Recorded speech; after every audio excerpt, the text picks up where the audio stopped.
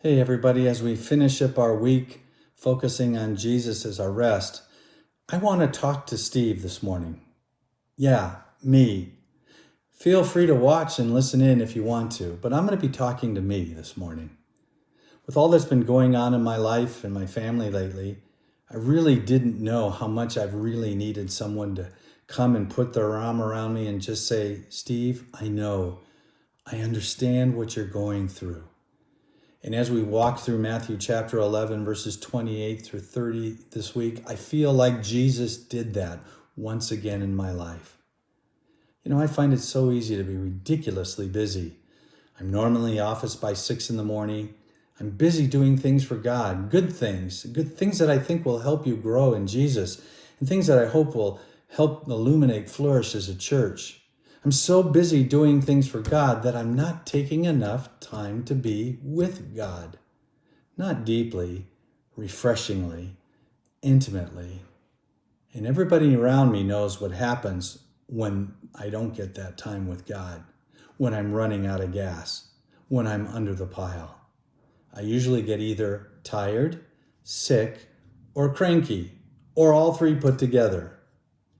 When I personalize Jesus' invitation, come to me, Steve, since you labor and are heavy laden, I will give you rest. Take my yoke upon you and learn from me, for I am gentle and lowly in heart, and you will find rest for your soul. For my yoke is easy and my burden is light. Here's what I hear. Steve, it's time to quit. Not quit as resign, but quit as repent. Repenting is quitting one thing so you can turn and do something else.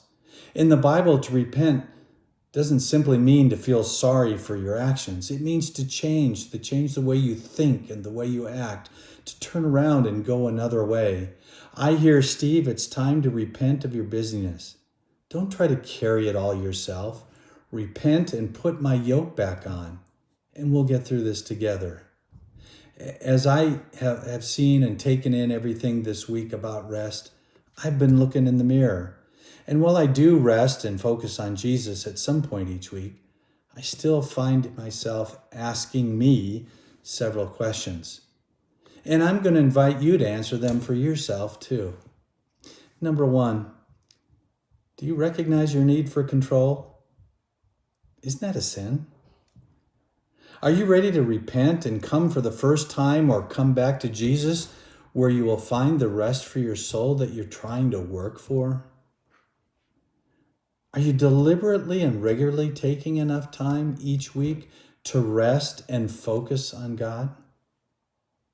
When you're taking time to relax and rest, are you able to mentally release yourself from all of your work responsibilities or family responsibilities? Do you take time to focus on Jesus and the blessings of grace, forgiveness, peace, joy, all of that comes only by resting in Him?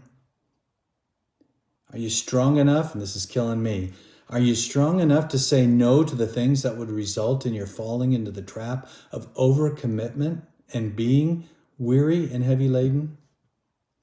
Do you get enough sleep so that you don't interrupt God's rhythm of work and rest?